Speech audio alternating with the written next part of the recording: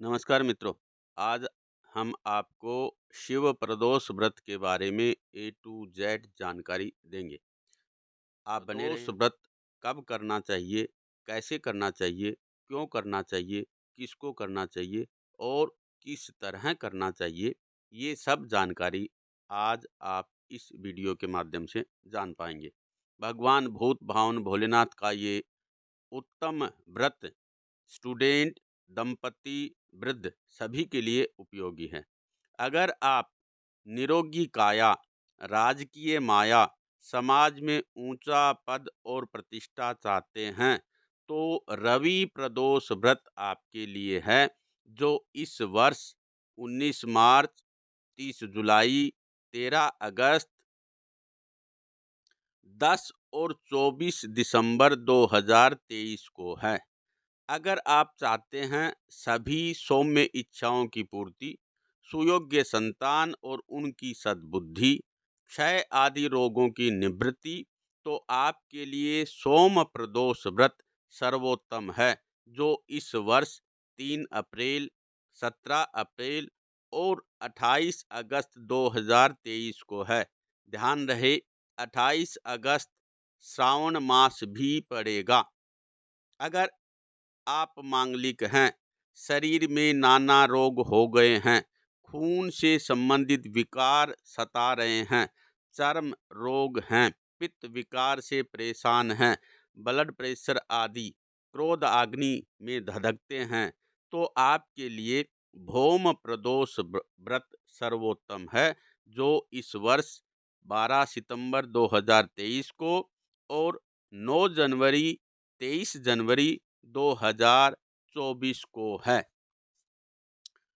अगर आप बुद्धिजीवी वर्ग से हैं, चाहते हैं बोलने की चातुर्यता, वक्तृत्व क्षमता का विकास, ज्ञान और गणितज्ञता, तो आपके लिए बुध प्रदोष व्रत सर्वोत्तम है, जो इस वर्ष 4 जनवरी, 3 मई, 17 मई, 27 सितंबर 2023 को और 7 फरवरी, 21 फरवरी 2024 को है। गुरु प्रदोष व्रत सुयोग्य वर की इच्छा चाहने वाली कन्याओं को जरूर करना चाहिए।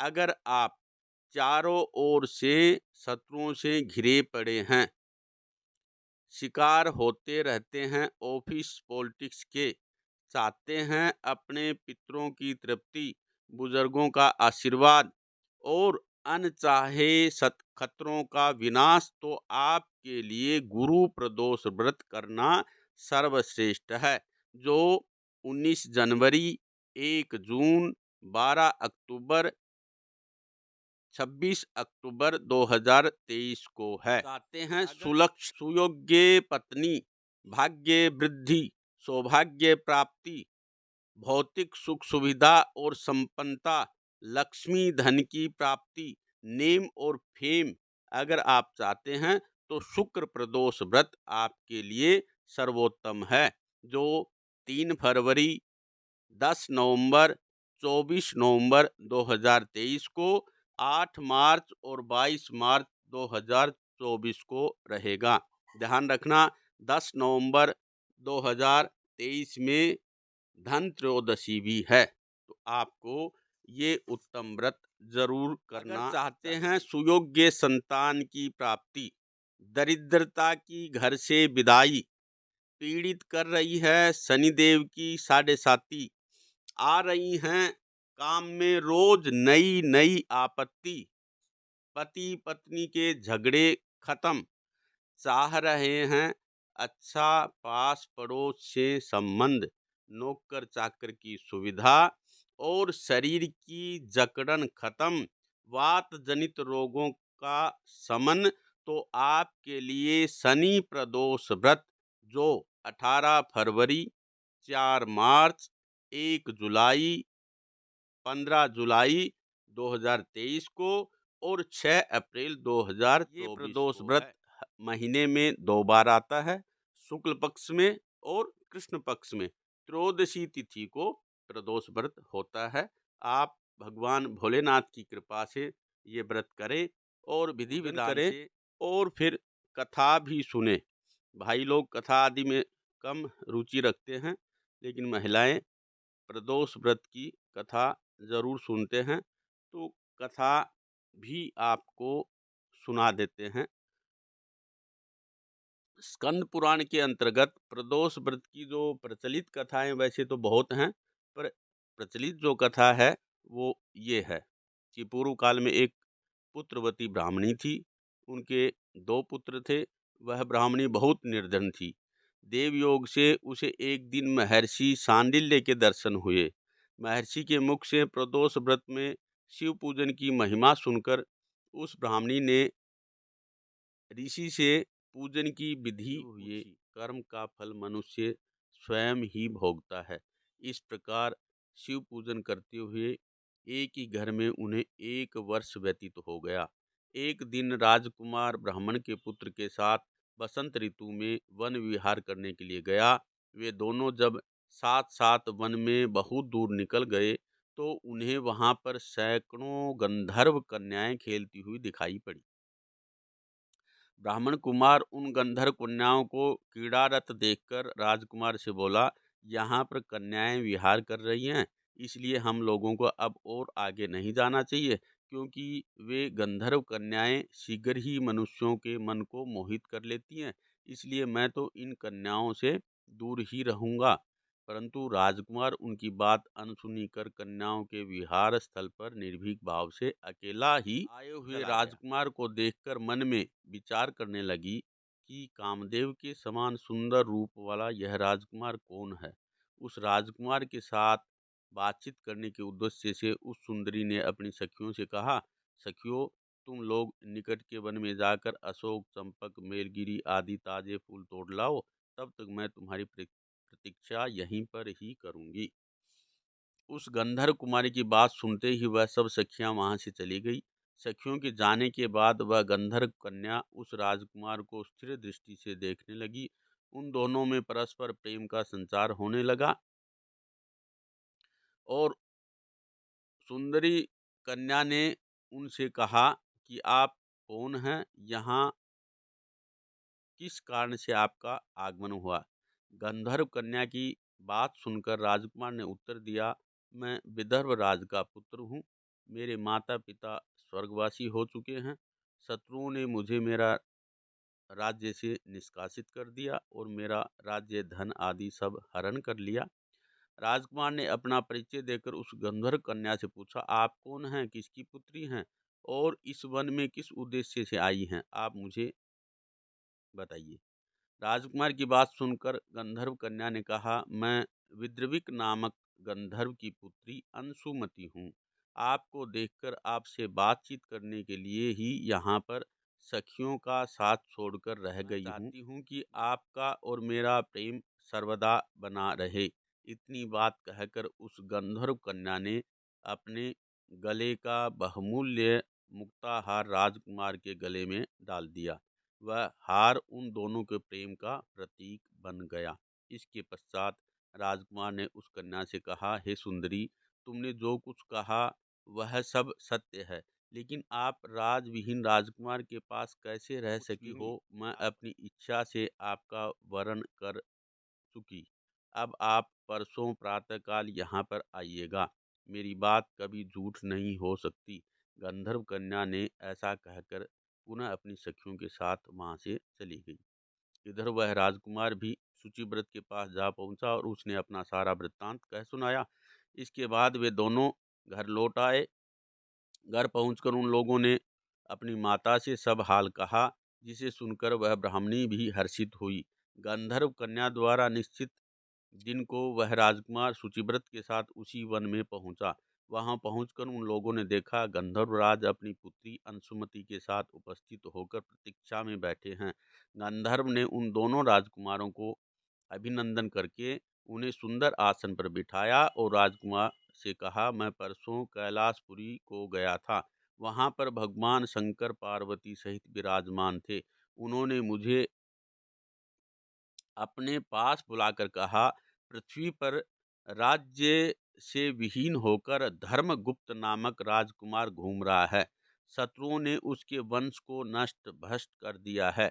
वह कुमार सदा ही भक्ति पूर्वक मेरी सेवा किया करता है, इसलिए तुम उसकी सहायता करो जिससे वह अपने शत्रुओं पर विजय प्राप्त कर सके। इसलिए मैं भगवान शिव की आज्ञा से अपनी पुत्री अंशुमति आपको सौंपता हूँ। मैं शत्रुओं के हाथ में गए हुए आपके राज्य को वापिस दिला दूंगा। आप इस कन्या के साथ 10,000 वर्षों तक सुख भोग कर शिवलोक में आने पर भी मेरी पुत्री इसी शरीर से आपके साथ रहेगी। इतना कहकर गंधर्व राज ने अपनी पुत्री का विवाह राजकुमार के साथ कर दिया, रथ आदि प्रदान किए। इसके अतिरिक्त दास दासियों तथा शत्रुओं पर विजय पाने के लिए गंधर्वों की चतुरंगनी सेना भी उन्हें दी। राजकुमार ने गंधर्वों की सहायता से शत्रुओं को नष्ट कर दिया और वह अपने नगर में प्रविष्ट हुआ। मंत्रियों ने राजकुमार को सिंहासन पर बैठाकर राज्याभिषेक किया। अब वह राजकुमार राज सुख भोगने लगा।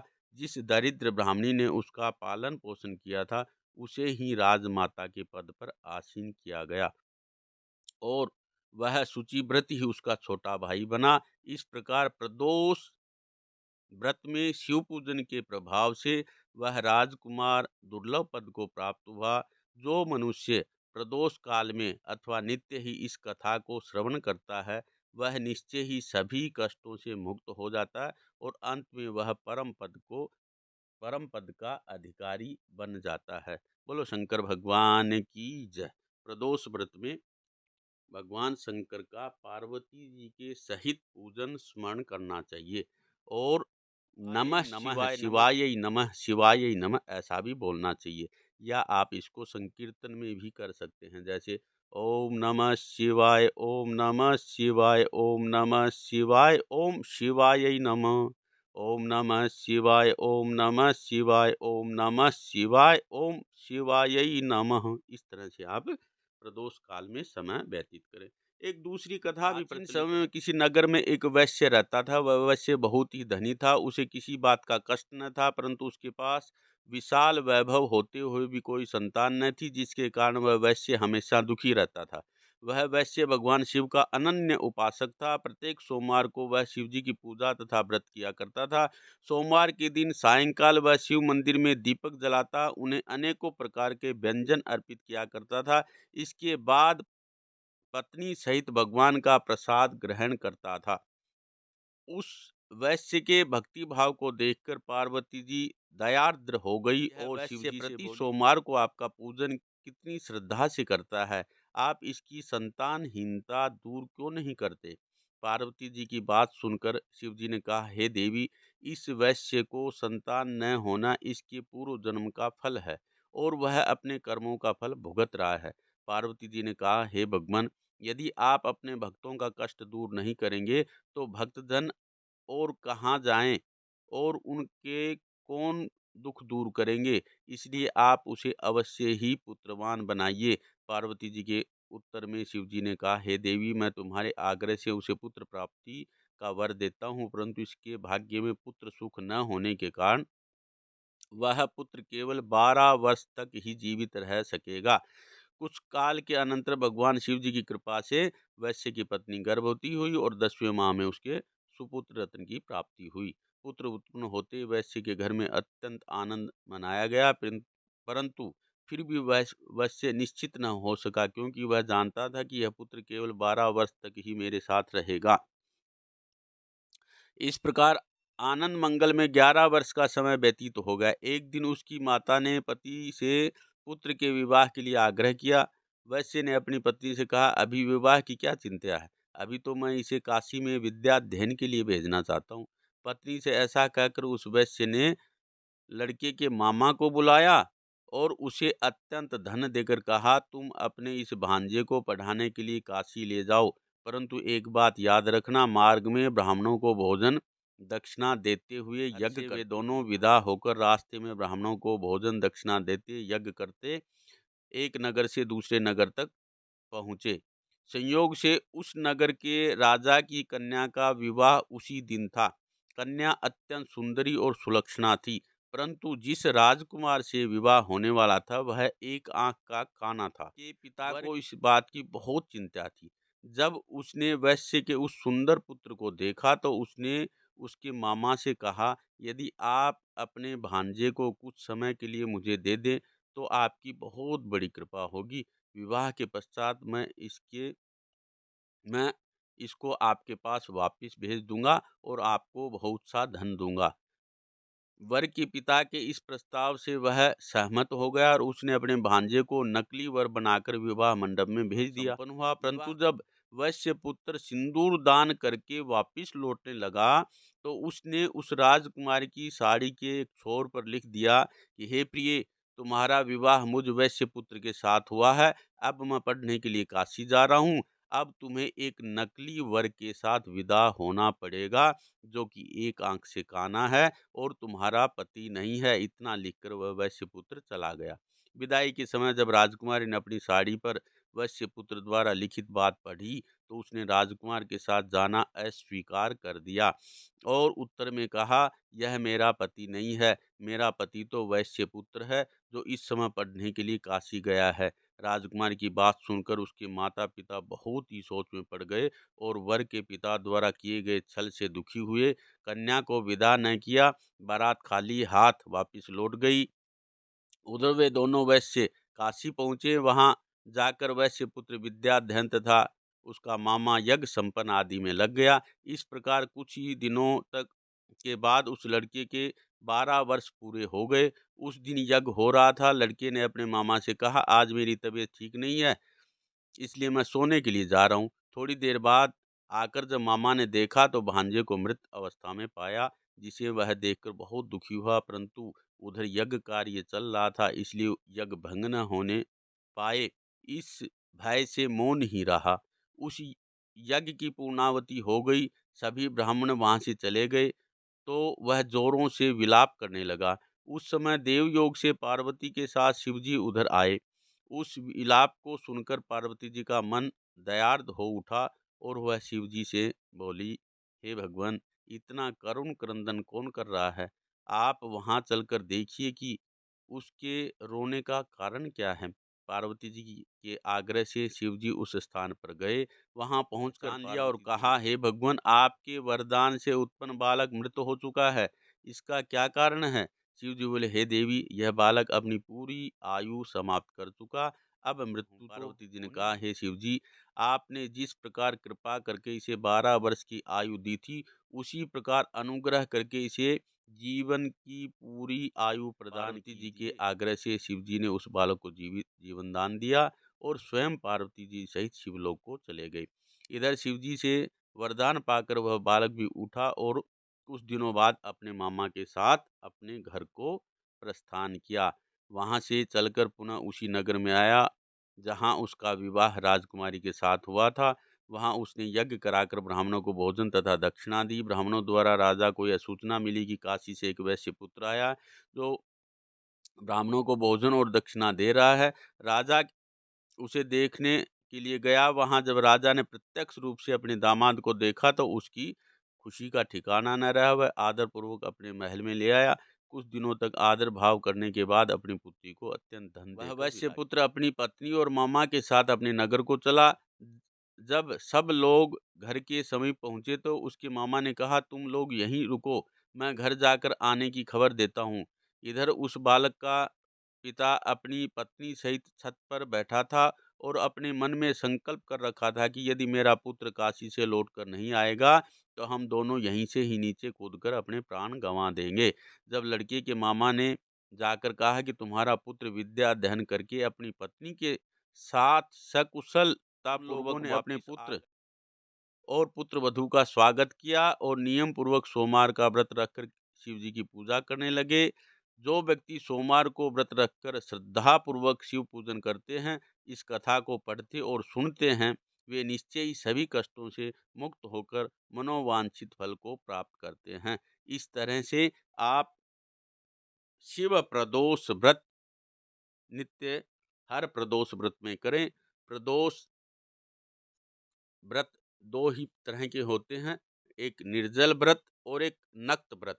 निर्जल व्रत निराहार रहकर किया जाता है और नक्त व्रत में थोड़ा फलाहार आदि करके किया जाता है। आप अपनी शरीर की क्षमता के अनुसार शिव प्रदोष व्रत करें, निश्चय ही आपकी मनोकामना पूर्ण होगी। इस तरह की और भी सुयोग्य जानकारी आप तक हम पहुंचाते रहेंगे। तब तक अगर आपने चैनल को सब्सक्राइब नहीं किया है तो सब्सक्राइब करें और बेल आइकॉन के बटन को ज़रूर दबा दें, ताकि नई और सही जानकारी सबसे पहले आप तक पहुँचे। ओम नमः शिवाय, ओम नमः शिवाय। आइए लास्ट में शिव जी का एक छोटा मंत्र भी आपको सुनाते हैं। ओम नमः संभवाय च मयोभवाय च नमः, शंकराय च महेश्वराय च नमः, शिवाय च शिवतराय च ओम साम सदा शिवाय नमः।